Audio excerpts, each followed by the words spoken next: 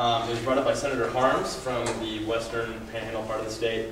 What it essentially does is it increases the penalty for first-time MIP offenses to revocation of your driver's license for up to 6 to 9 months. We as a committee had some concerns about this. We met with the senator who brought the bill forth and discussed it with him.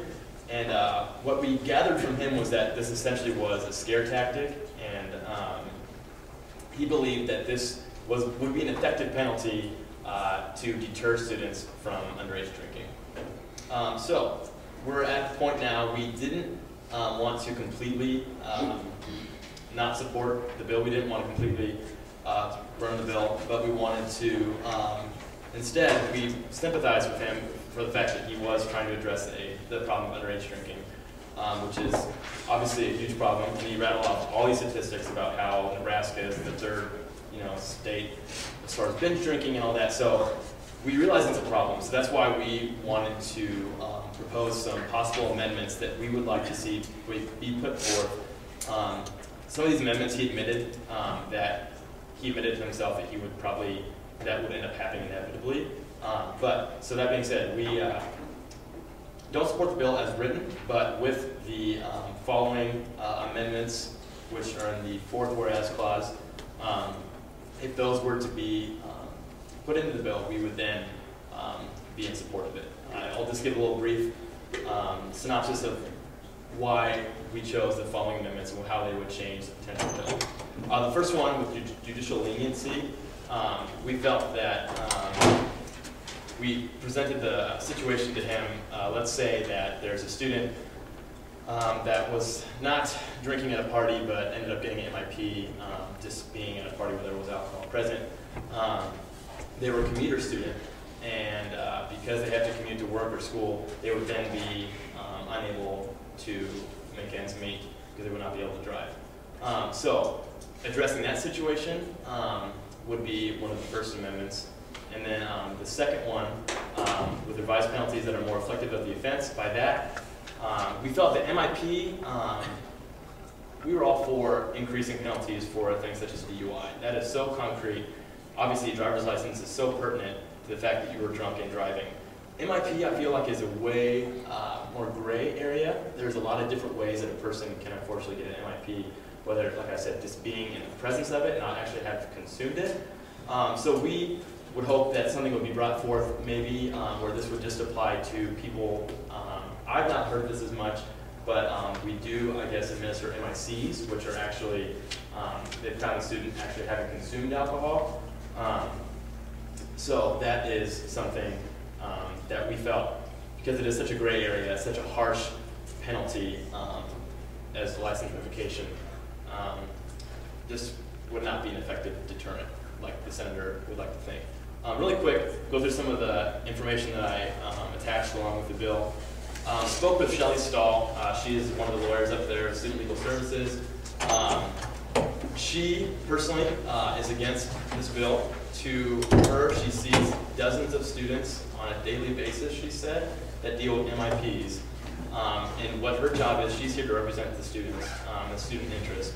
So she just said, obviously, this would be a nightmare to many students, but she also brought forth some things that I necessarily didn't give much thought of why this would be a nightmare if put forth.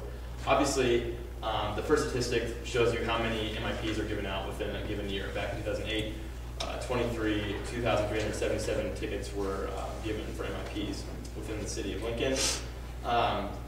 Let's say that all those 2,000 people had to have their licenses revoked, which would have to go through the DMV. As it stands, Shelley said she does not believe that the DMV would be able to handle all those revocations of licenses, whether it be operational costs or just simply maintaining the system where they have everyone registered when they have their licenses back. Also, one thing that was addressed last year when this was brought up in last year's GLC was the effect this could have on insurance premiums. Obviously, with some insurance companies, if you show that you have an MIP on your record, they could drop your insurance altogether, and that would obviously be a complete disaster with a lot of student drivers. So, and one last thing I'd like to say is that Shelley said that it's ridiculous that the penalty that they're proposing for the MIP is more severe than what they currently hold as a penalty for .02 drunk driving violations, which that is if you were not of age to drink and you were caught driving and you're below .08 but you're in between .02 and .08, you're given the .02 violation, and that's just a 1-month license revocation. So I think it's just ridiculous that something as great as the MIP is giving the 6 to 9 month license revocation. With that being said, we'd like to have the opportunity to go down there and continue to give student input as to why these 2 amendments would be necessary and be an effective deterrent, not what's being currently proposed. So, President Collins as well. Yep. Okay, thank you. We'll open it up to questions. Are there any questions? Senator Solomon. Do we know what the slate offense or penalties are that Senator Harms is proposing for secondary offenses or third offense? That wasn't brought up in discussion. I would assume to heighten those as well, but I think he's just hitting hard with his first time offense. A lot of the things he talked about were pertaining to high school age students. He talked about a lot of alcoholism and the devastating effects of that.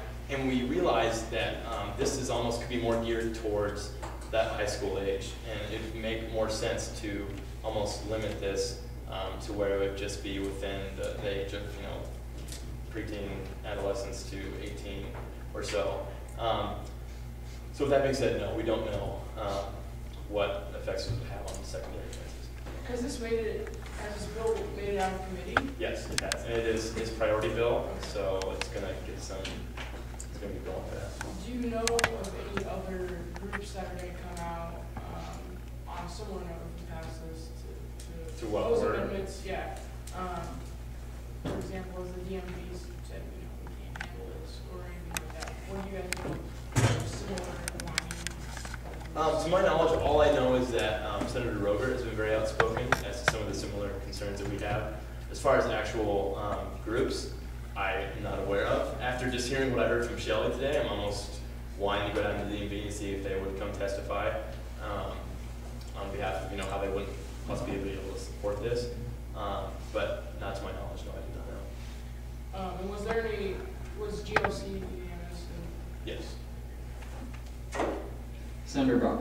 Just kind of clear things up. In South Dakota, there's MIP and MIC. MIP is just kind of a slap on the wrist. And MIC, obviously, it's a bigger fine, and then you have to take alcohol classes. Is there a difference between MIP and MIC as far as penalties you're progressing? All I know to that is that she said that MIP, and I don't know if this is similar to what an MIC penalty would be, but that MIP is a class 3 misdemeanor.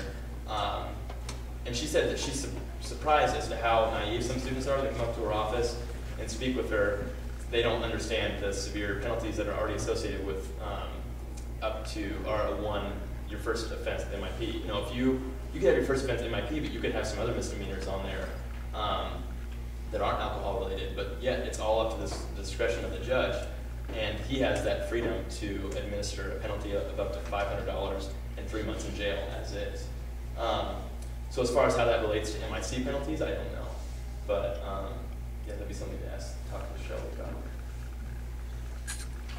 Speaker Jesus.